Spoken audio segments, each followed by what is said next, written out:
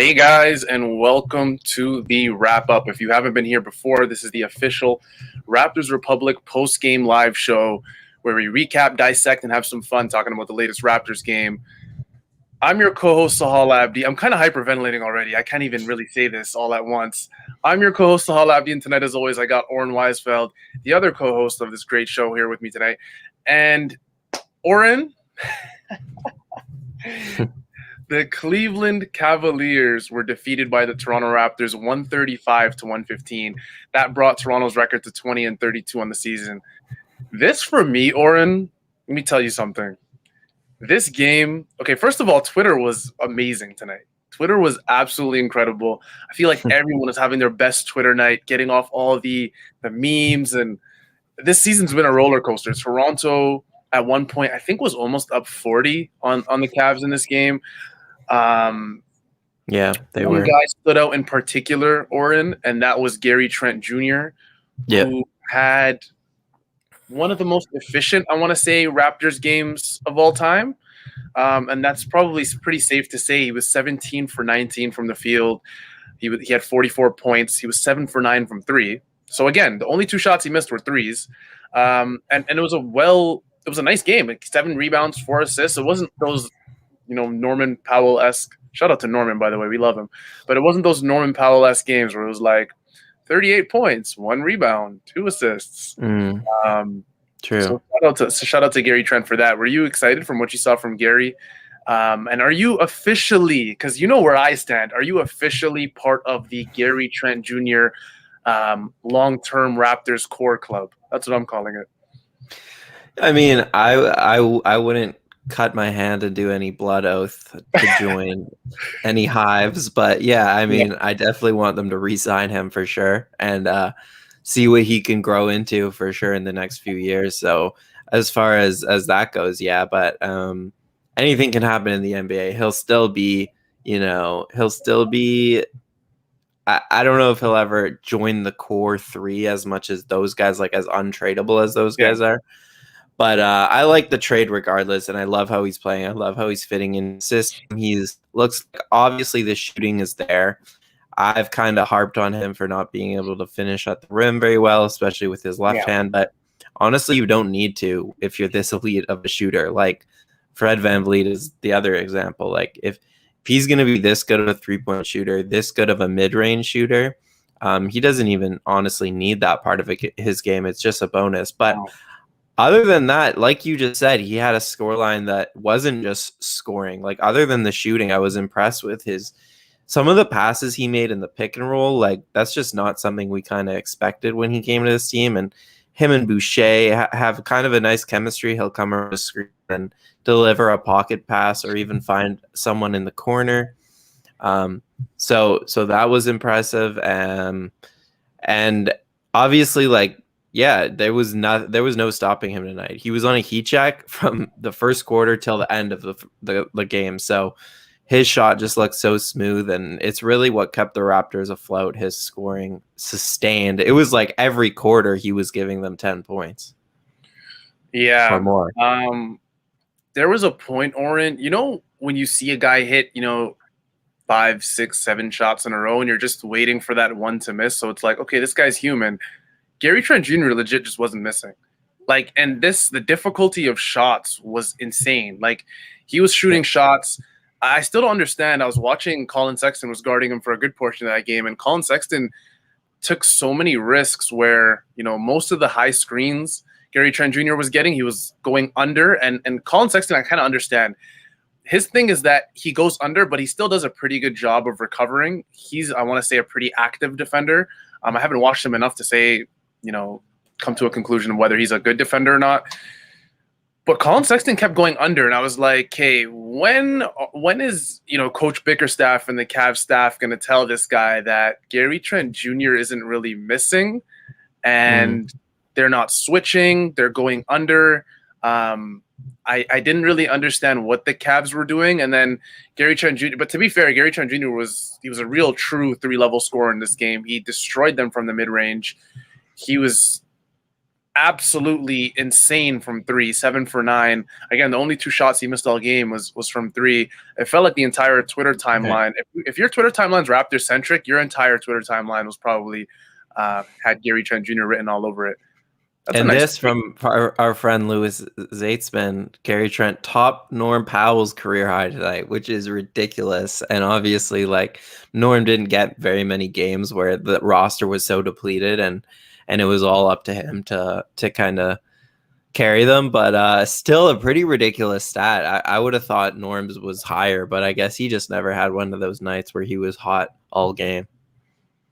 Yeah, no, yeah. Like Norm for me, like this isn't our chance to just like pile on Norm or whatever it is. But naturally the guy did get No. traded from Norman Powell. So whatever Gary Trent Jr. does in Yeah. Toronto or in Tampa, and whatever Norman Powell does in Portland, like Portland's likely going to the playoffs. So whenever Norman Powell does anything great in Portland or even away, for Portland in the playoffs, Gary Trent Jr. is going to just be compared to him. That's just the nature of being traded for another guy. I think they're both appreciated by both fan bases. I've seen Portland fans not really looking all that salty in terms of wishing harm or wishing bad on Gary Trent Jr. They really, really love the guy down there. Mm-hmm. And it seems like they enjoy Norman Powell there too, no? Yeah, I mean, I think they won like 4 or 3 of their first 4 games since the Powell trade.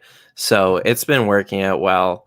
It's been working out well for them. It makes a ton of sense. Norm is still a better player right now, and he will give them some of that scoring punch in the playoffs. And they decided to kind of go like all scoring, and I think they're going to be a really tough out. And I think Norm is part of the reason for that. So because you have 3 20-point scorers on the same team, maybe Dame is a 30-point scorer, so that automatically plus Melo, all those other guys like Nurkic, like they're going to be a really tough out. So I like Norm's fit from what I've seen there. But Gary Trent at 22 years old, he's fit in so seamlessly with the Raptors. That's really what stands out. Like he came here, he's shooting the ball really well. He has a nice backcourt chemistry with Malachi Flynn. He has some chemistry with Chris Boucher.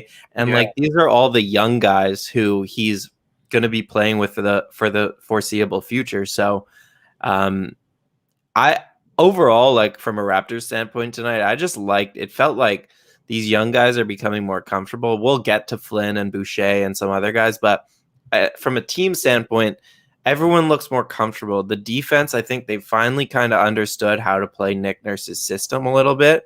The rotations looked really good. The help was at the rim.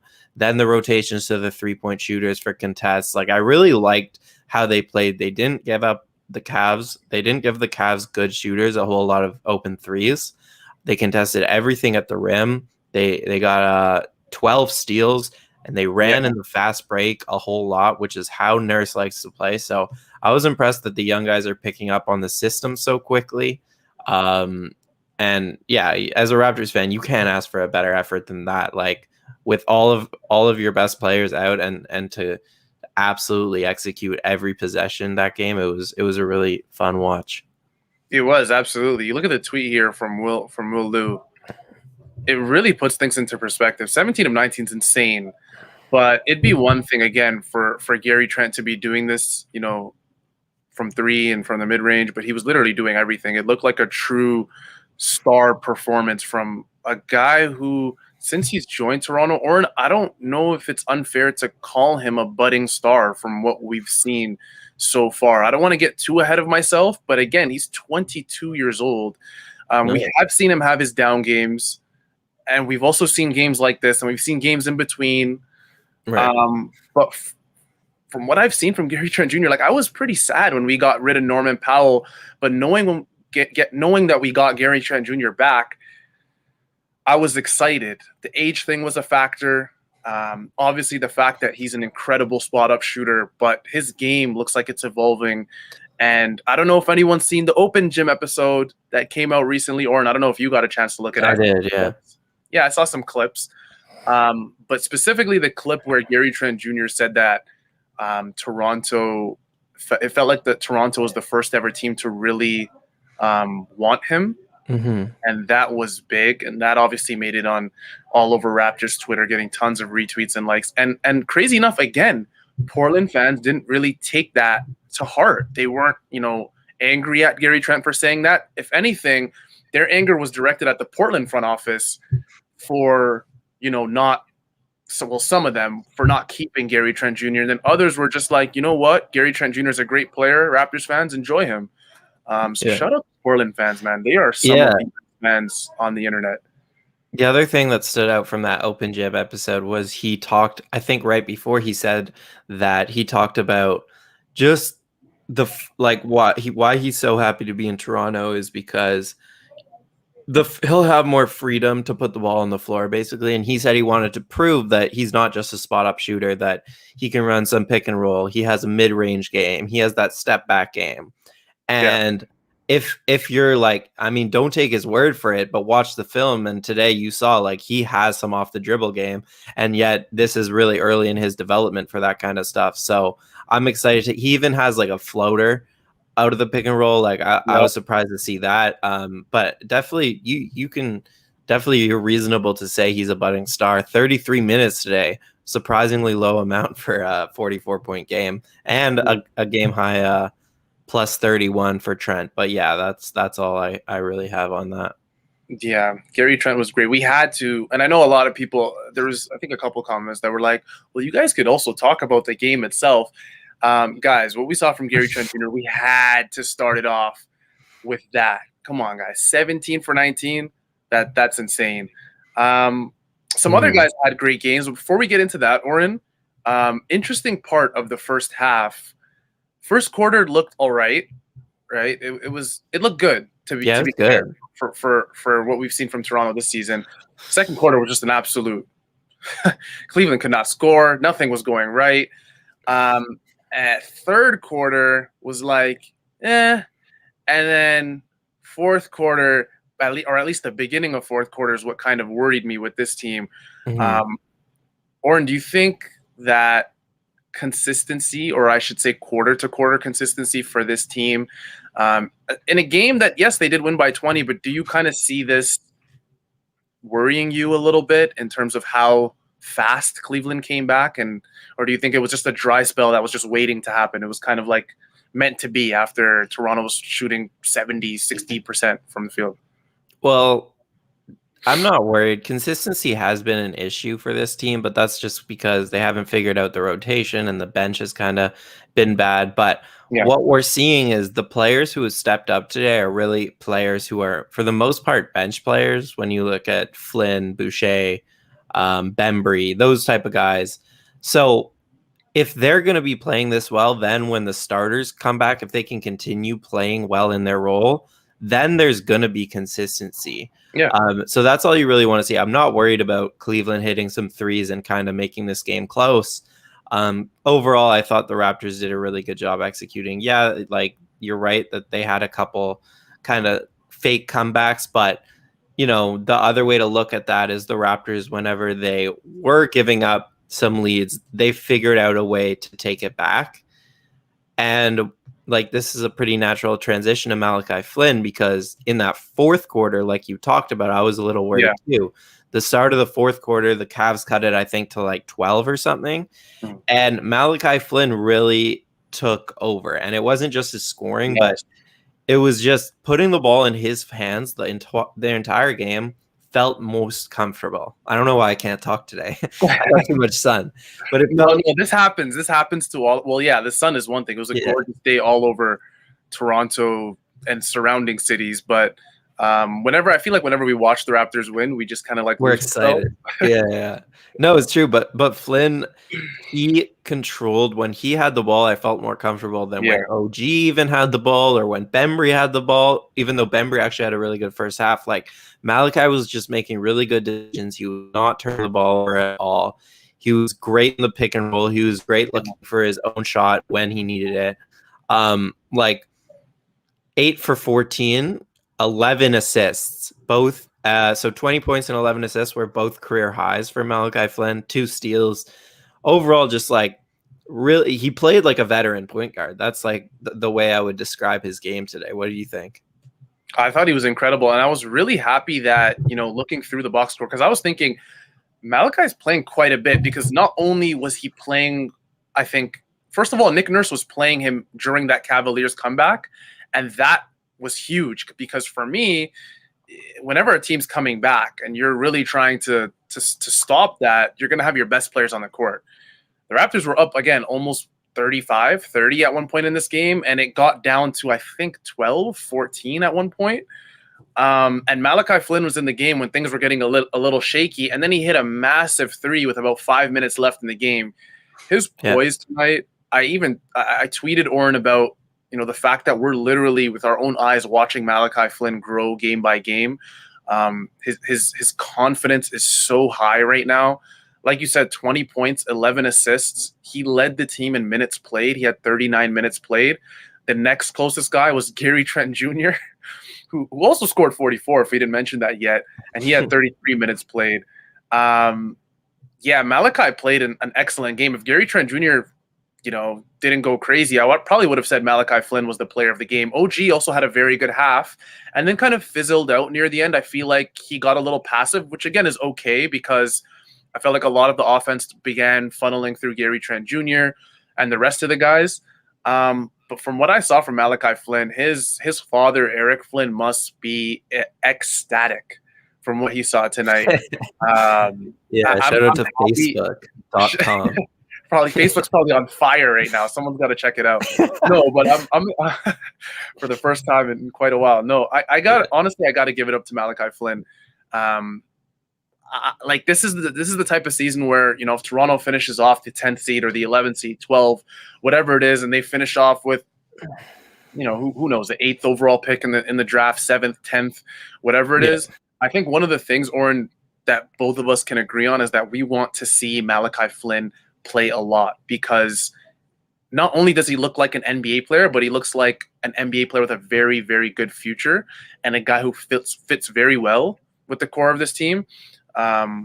He did struggle, I believe, his last game, but this game he looked great, and that's what rookies are going to do for you. Malachi's coming in out of San Diego State, didn't play much at all to begin the season.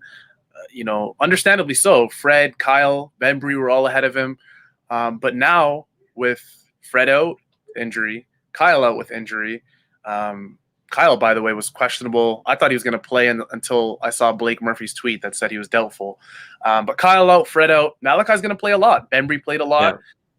So I'm excited. Like I'm so happy for him, and I'm excited to see him grow every single game. Malachi played great. Yeah, like last on Malachi, unfortunately we don't have, if you guys haven't noticed, we don't have any video today. We will again next game tomorrow, but just weren't able to do it today. But so I don't have video, but a couple plays stick out to me. That three you hit, you mentioned late or in the fourth when the Cavs were making a run, that one stood out just because it was a pick from Gillespie, I think. It might have been Boucher. And Malachi kind of went over the pick and then just kind of sidestepped a couple times around the three-point line, and no one stood up and took him, and he just read that instead of trying to make a tough pass inside, and he read that the defense didn't step up and hit a three. And there was other times when, he's now proved that he can hit the pocket pass in the pick and roll, so defenses are sucking in when he'll pick and roll with Boucher or Gillespie. And he had enough patience when they sucked in, instead of trying to get a pocket pass in a really defense that was all sucked in already. He found OG twice in the corner, 2 times in a row for open OG threes. So he's now starting to put it all together, not just make the basic read with the roller, but also get his whole team involved. And obviously the next pass for him is kind of that weak side three, which is harder for someone who's 6 foot and can't really see over the defense. But, that's an area of growth for him. But still, this was a good start.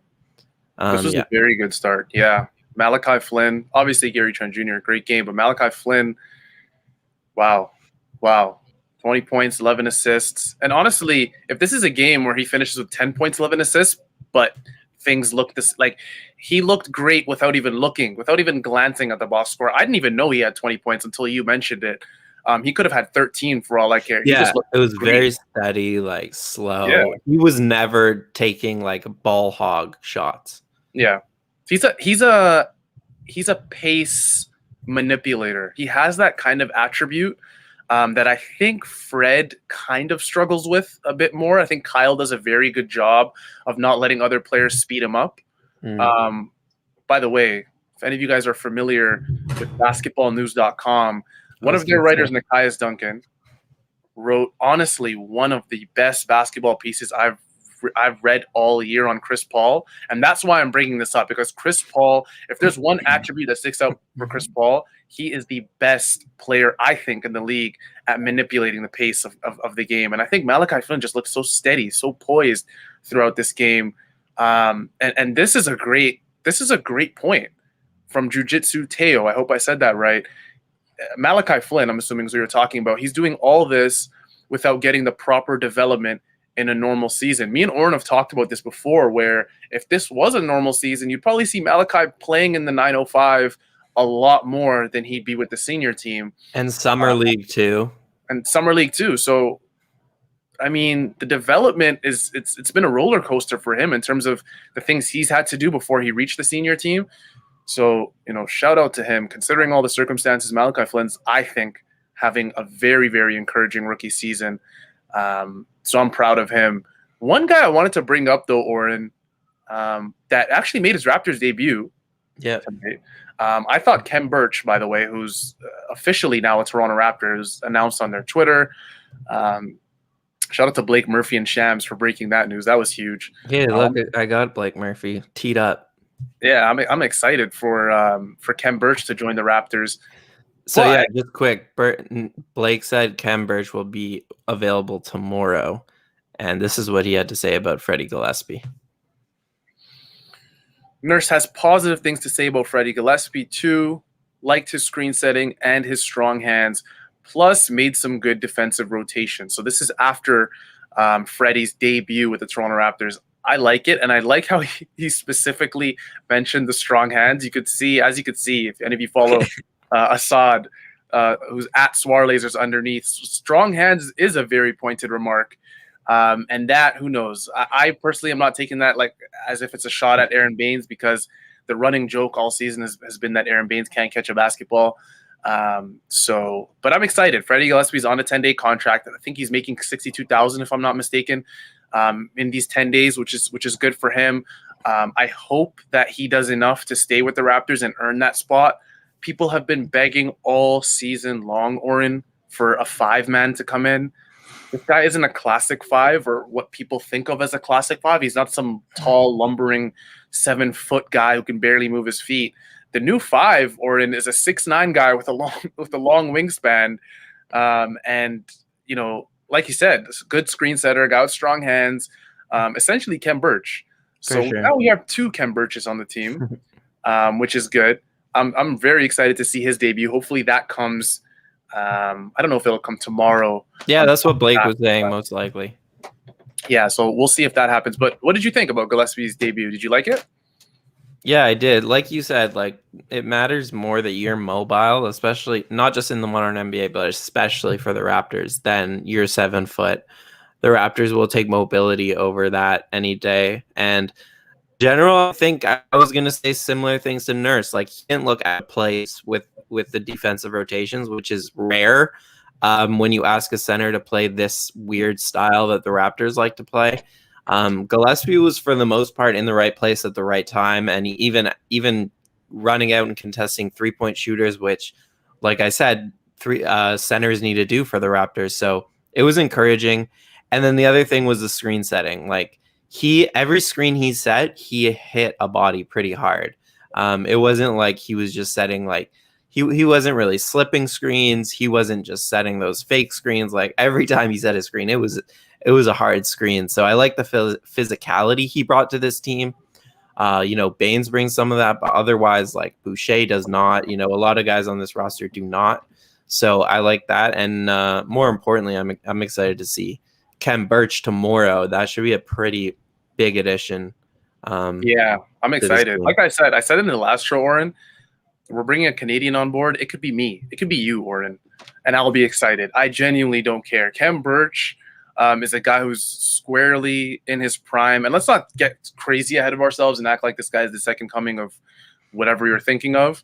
But Kem Birch is a guy that can definitely help this team. The Raptors have struggled at the 5 position more than any other team in the league. I think it's not even close. And their need at that position has been dire all season.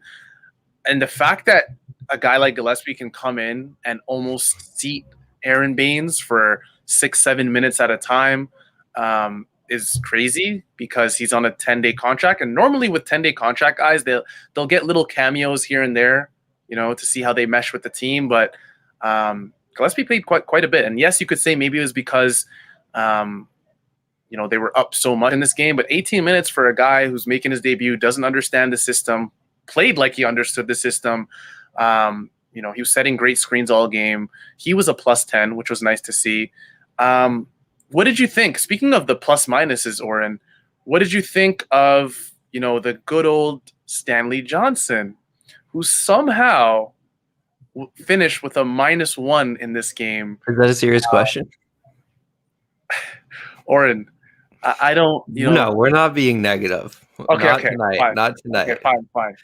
Okay, fine. I can't go there. I had a great day. I went to Toronto Islands today. I got some sun. I'm feeling good. Nice, okay, I can't slander. Okay. There's no slander. I don't know, man. I'm looking at the box score, and I was watching the game, and I saw a certain guy, dribble off his foot for the 102nd time. Yeah, and then nice block though. You got a nice block after that, and that's what I mentioned. I mentioned that in my tweet that after that happened, he recovered very well. So shout out to him. Finishing with the -1. We're proud of you. Yeah. Yeah. All of what we've been saying, like Kem Birch is a backup big man. Realistically, in this league, he's a backup big man. For the Raptors, he could very well start for the end of the season just because they don't have a starting center. But I think more than anything, it makes me excited for next season because you're starting to see right now, like this game was a great example, like the makings of like a good NBA bench next year. Like Malachi Flynn, DeAndre Bembry has a non-guaranteed second year the Raptors could pick up at the 2 off the bench. Kem Birch, he's coming in, clearly wants to be here. Obviously, this whole thing makes it much more likely that they'll re-sign him in the off season, so that can be your backup 5. Boucher is showing improvement. Utah's showing improvement. So I mean, I'm more excited about next season than like anything these guys are going to do to change the playoff like odds this season. But the last guy I want to talk about is Boucher. I mean, he's struggled recently in this little stretch. He had a really good game a couple nights ago, I think, or maybe the game before the Lakers, right? Yeah, the Golden State game. He went off. Yeah. This wasn't a great game. Obviously, 9 points, 3 assists, 1 steal, 4 blocks though, and 2 rebounds.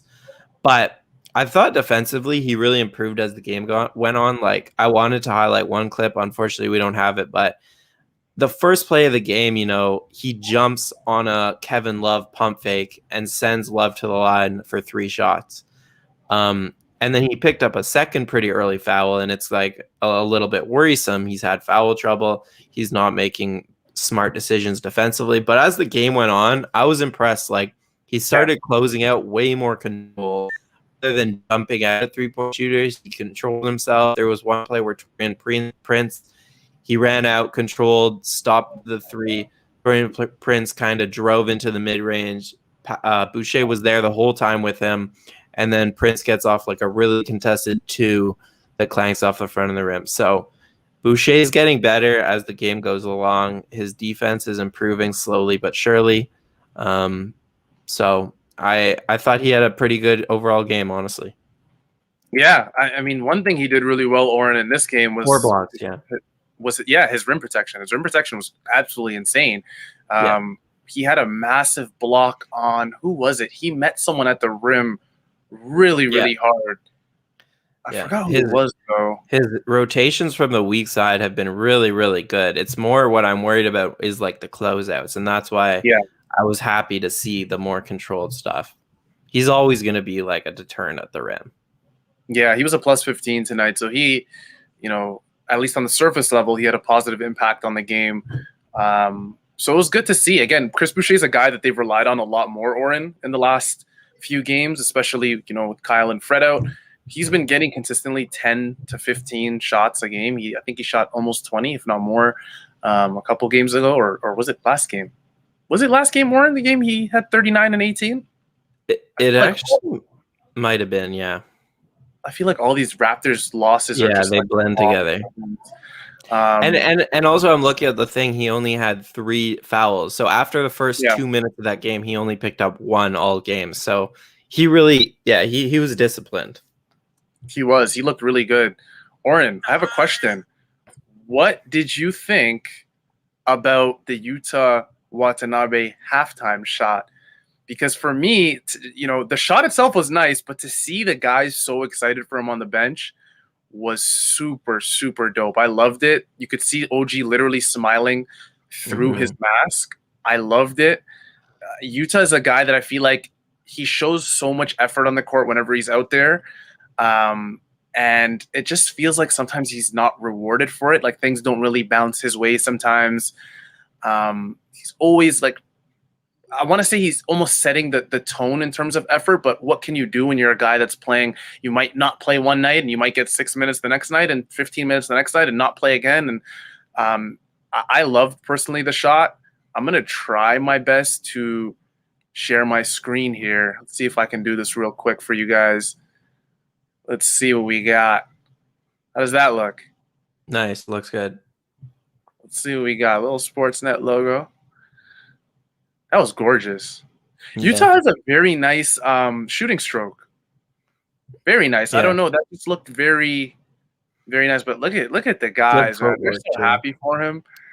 Yeah, the vibes were back. The vibes were great all game. Okay, are we going to talk about this Bembry pass? Because I'm not really taking it in until now. Whoa. Oh, my God. I didn't even notice that. That's just behind. That's a Luka. Whoa. Luka's been doing this like once a game now. Yeah, Bembry, but that was pretty nice. Very low key, he might be one of the better passers on the Raptors. You take away Kyle, and I don't know, man. He's probably the best passer on the team. That is insane. The fact that he just knew Utah was, yeah, that's pretty ridiculous. Hurling over like that, and then look at OG, so excited for him. Yeah, everyone on the bench all game was really, really happy and supportive. I love it, including Kyle and Fred. So the vibes were good. Vibes this is a pretty funny stat from Blake Murphy again. Gary Trent Jr.'s 44-point night is the most efficient 40-point night in Raptors history, with a 108 true shooting percentage and just 1 turnover. Good stuff. We talked about Gary. So Oren, is there a cap on true shooting percentage, or like how does this? I know obviously it's not capped at 100, but like what? I don't know what the cap is, because I don't think there is, because I think if you took like 100 threes and you made them all, then okay, it would be like that. Yeah, I don't really. I guess not. Fred, I was about to say I like how Assad's just like featuring. He's all like over on all these on all these tweets. Guy needs to lay off Twitter, Assad, if you're watching this. No, it was a great game. Great game from Gary Trent Jr. 17 for 19 is absolutely insane. The first thing that came to my mind was what Assad mentioned, was the Fred VanVleet game, which was crazy. So sorry. For me, we got our game notes up there. You're about to show the gold mine for a sec. No, it was great. It was fun to watch that. I loved that performance. It's probably, when we look back on the season, Oren, that's going to be, I think, one of the things that sticks out in terms of the best performances of the season. That, the Fred performance, the Chris Boucher performance. Can we just talk about how weird this Raptors season has been? Like every once in a while, they absolutely slap up a team. Yeah. And then every other game they lose by like less than 10. Like their losses are always by hardly anything, and their wins are always by like 20 plus. It does not. I saw a crazy stat. I think the Raptors now have 10 20 plus point wins on the season, which is like one of the highest marks in the league. And they're like one of the worst teams in the league. Like all of their wins are like blowouts. and all their losses are like really close for the most part. Fake comebacks, as we like to call them, games. So the Raptors, man, you can never like if you're trying to bet on every Raptors game, your bank account you're in debt right now. Your family is mad at you. You're struggling. Like you're living you're on the trying to street, call man. friends right now You're for living extra on the money. street. No, you don't. You're not calling nobody. The phone bill hasn't been paid. You're right. No phone. You're not calling You're anybody. using your friend's Wi-Fi. You're going over to your friends just to use their Wi-Fi for a few minutes. Will Lou, look at this tweet, man. He literally put it perfectly. He copied me. He did copy you. We should have used it. Did you tweet that tweet? I gotta put him on blast now in the DMs. No. But this is it. This is the Raptors season. It's literally an absolute blowout in their favor, or it's an ugly loss. There's no in between for this team. I think the closest thing in between that we saw was the Gary Trent buzzer beater, but even that was like not the norm. So I don't know. I love it. I mean, the roller coaster has been great. Who knows? We're playing the Knicks tomorrow night. If we might get blown out, Oren, we might blow them out. Yeah, well, if Kyle and Ken Birch are in, I like our chances a lot more, especially after coming off that game. But yeah. We'll see. The Knicks, I just watched the Knicks last night. They went to overtime against Memphis. That was a really good game. RJ Barrett had one of the best games of his career. He's starting to he's starting to put everything together. So quieting all the haters. Love that for him as a Canadian. And the Knicks are fun, They're a solid team. Like the Raptors are not the Knicks are not gonna beat themselves. Like they play good defense. They're very organized. The Raptors are gonna have to, Siakam will also be back. So the Raptors are really gonna have to hand it to them, and they'll be testing their 1-10 record on the second night of a back-to-back. Yeah. Oh my goodness. Oh, Oren, you just hit us with a. Hey, it is what it is. Bomb for a sec. I had all the optimism. That's the season right there, dude. That is why this team is so bad this season. It's right there. I know. Like that stat means so much to me because it's just like the depth. It's really that. It's when guys have tired legs, who's going to step up? And the answer is no one. Yeah, and the answer is unfortunately no one. Damn.